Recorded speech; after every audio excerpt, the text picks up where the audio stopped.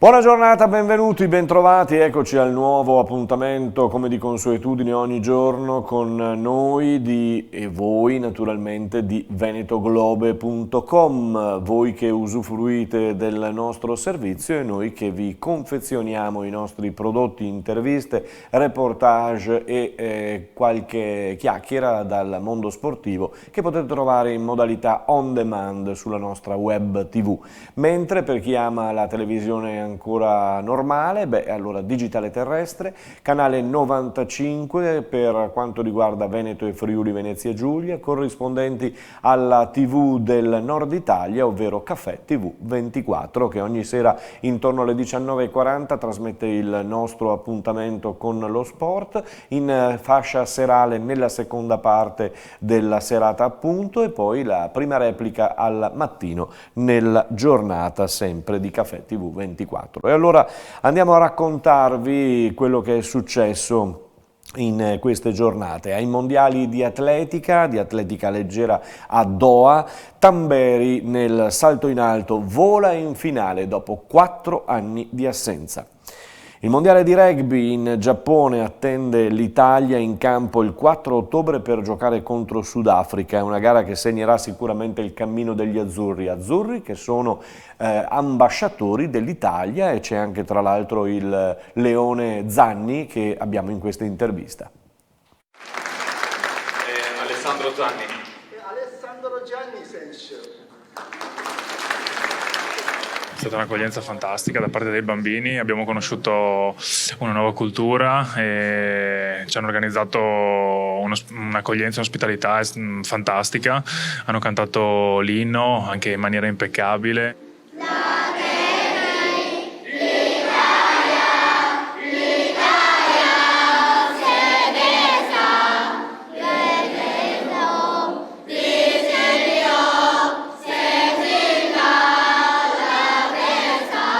Sono stati veramente gentili e a noi ha fatto molto piacere essere qui oggi e vedere con i nostri occhi come funziona un po' l'ambiente scolastico giapponese. Speriamo che anche a loro abbia fatto piacere ricevere la visita della nazionale italiana. Ecco.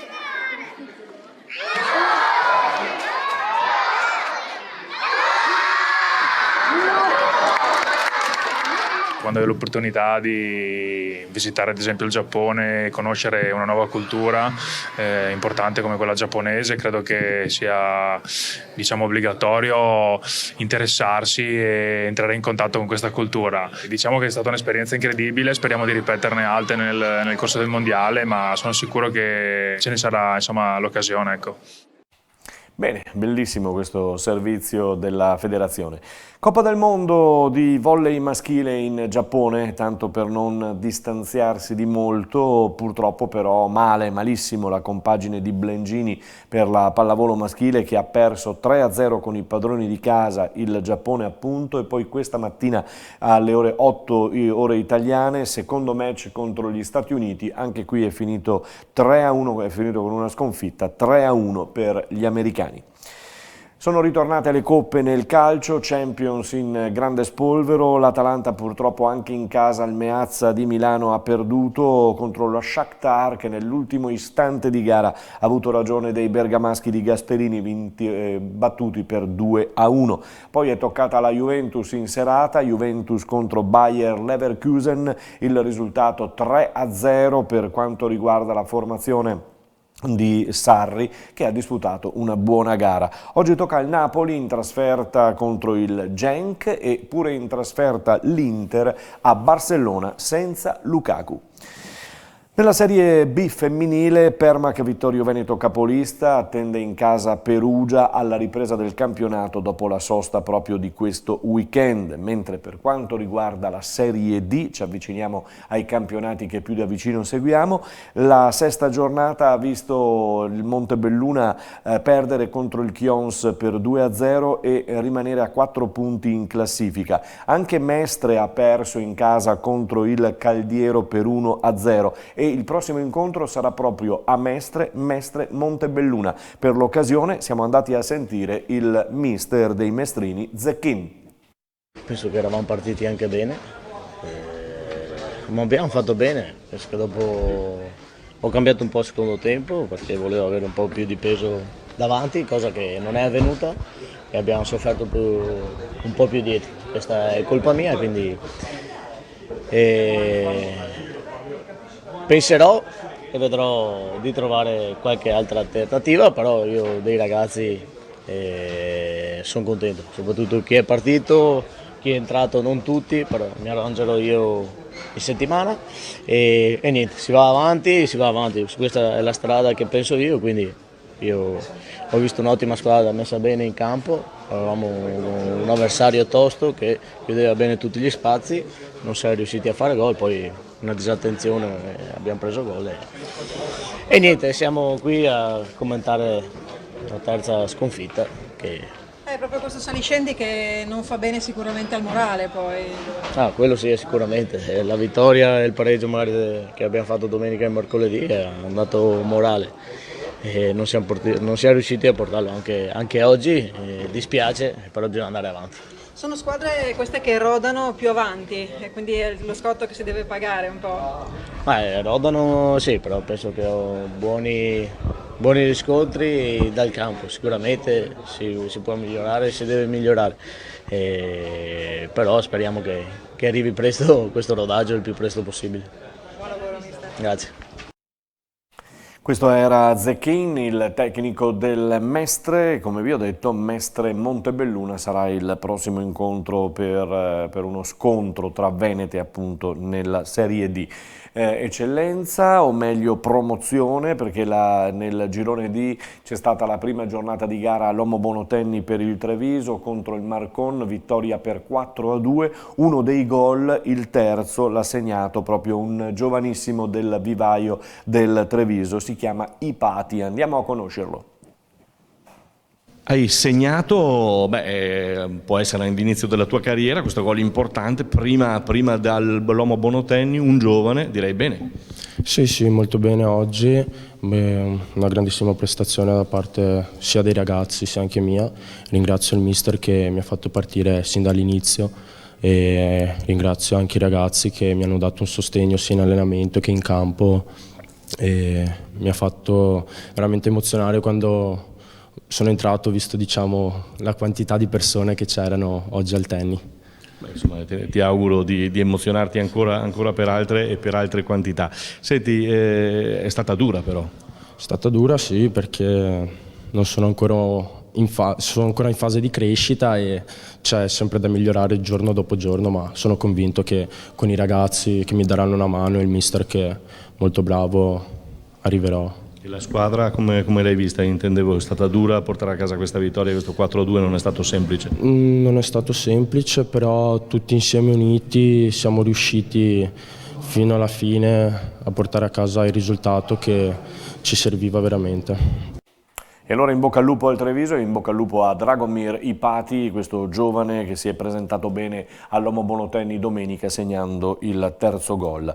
Andiamo in promozione, rimaniamo anzi in promozione, perché vi ricordo che sabato si anticipano i derby trevigiani tra Fontanelle e Treviso, quindi il Treviso va in campo a Fontanelle, altro campo rischioso, tosto, difficile, duro, e poi ci sarà da vedere o Pitergina Vedelago o Pitergina capolista, Vedelago che ha battuto il Conegliano che la domenica prima aveva battuto il Treviso, quindi vedete un po' che i valori di questo campionato di promozione si equivalgono ed è un campionato anche in questo caso molto duro e difficile.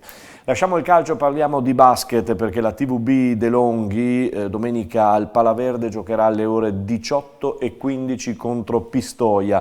Intanto Max Menetti ha chiesto di avere un giocatore nel suo roster, visto alcune assenze appunto per gli allenamenti, per migliorare gli allenamenti, le assenze di giocatori che sono infortunati. E allora è arrivato questo giocatore, Rovatti. Voi direte perché Selvaggia Lucarelli in fianco? Beh, perché lui è stato al centro lo scorso anno di una vicenda che lo ha costretto tra l'altro a chiedere scusa, poi gli era sfuggito sui social un insulto anche abbastanza pesante a Selvaggia Lucarelli. La società aveva capito, lo aveva messo fuori squadra, poi lui ha capito insomma che doveva chiedere scusa, è rientrata la cosa, ma insomma è più conosciuto forse per questo che per come gioca. Invece lo conosce bene Max Menetti perché è stato un suo giocatore. Rovatti, 22 anni, guardia ala, che darà una mano alla TVB. In Serie A2 femminile Ponzano ha perduto in casa contro Bolzano per 63-61, seconda sfida adesso non in casa ma a Vicenza contro appunto il Vicenza. La Ruker Sambe invece viene da una bella vittoria in casa contro una delle favorite alla vittoria finale del campionato, Vigevano, ha vinto 63-61 sul suono di sirena ed è stato e sono 2 punti importantissimi per Marco Mian, come ci ha già detto ieri nell'intervista. Andiamo a sentire invece il tecnico di Vigevano. Sì, siamo partiti 30-11 fuori casa giocando una pallacanestro perfetta, poi non si poteva pensare di vincere di 20 il primo tempo, di 20 il secondo tempo, vincere di 40, ovvio era preventivabile un rientro dalla squadra di casa, è successo un po' in fretta, un po' troppo in fretta perché siamo arrivati a 3 punti all'intervallo, avanti di 3 punti all'intervallo. Sì, c'è molto rammarico perché io credo che siamo stati sotto nel punteggio, a parte una volta nel quarto periodo. Probabilmente alla fine mi era tempo scaduto, quindi siamo stati sotto nel punteggio forse 20 secondi. Questa è la pallacanestro e quando tu perdi all'ultimo secondo fuori casa e sbagli 10 tiri liberi, sai, non è che devi pensare a tante cose. Poi possiamo dire che non abbiamo avuto fluidità contro la zona, possiamo dire che abbiamo fatto 4 su 21 da 3 punti. Però i tiri liberi è questione di segnare, se tu hai una percentuale non da mini basket dei tiri liberi, perché il 52% mio figlio forse fa anche 60%, magari la vinci. Comunque è un campo difficile, siamo stati anche bravi soprattutto all'inizio a caricare di falli loro lunghi, poi sai, io penso sempre che la partita la debbano decidere i giocatori in campo, l'ultimo fallo in attacco fischiato su Dell'Agnello, io non lo so perché ero dall'altra parte del campo. Sarà stato nettissimo, però la partita sugli ultimi possessi, a meno che uno non tira un pugno in faccia a un altro, non puoi fare un fischio del genere. Poi bravi loro a vincere la partita stando avanti 20 secondi, noi polli, sbagliato anche tantissimi tiri da 3 punti aperti ben costruiti contro la zona. Si chiama pallacanestro, se tu tiri vicino il canestro perdi. È simpatico e obiettivo Paolo Piazza, tecnico di Vigevano, che insomma, non era contento della sconfitta, poi era giunta proprio al suono di sirena. Prossimo incontro per la Ruker di Mian in trasferta con Falconstar. E concludiamo ricordandovi il Pro 14 che è iniziato sabato a Monigo per i Leoni del Benetton che hanno perduto di un soffio la prima contro Leinster, i campioni in carica del Pro 14, 32-27. Questo risultato lascia un po' l'amaro in bocca per lo svolgimento della partita. Adesso i Leoni partiranno alla volta di Connacht per affrontare appunto questa difficile squadra. Quello che vedete è Tavoiara che si è reso protagonista di un episodio sabato in uno scontro aereo, i 2 giocatori tra l'altro sono finiti a terra, si pensava anche che si fossero fatti piuttosto male, invece fortunatamente si sono rialzati quasi subito. Sta di fatto che la gamba era un pochino a gioco pericoloso, un pochino troppo alta, quella di Tavoiara. L'arbitro Whitehouse, che non è piaciuto a molti, ha estratto il cartellino rosso espellendo il giocatore e complicando un po' la vita, inutile dirlo, ai Leoni del Benetton. Si parla di una squalifica come minimo di 4 giornate per Tavoiara. Staremo a vedere, ci auguriamo naturalmente che la squalifica sia più corta.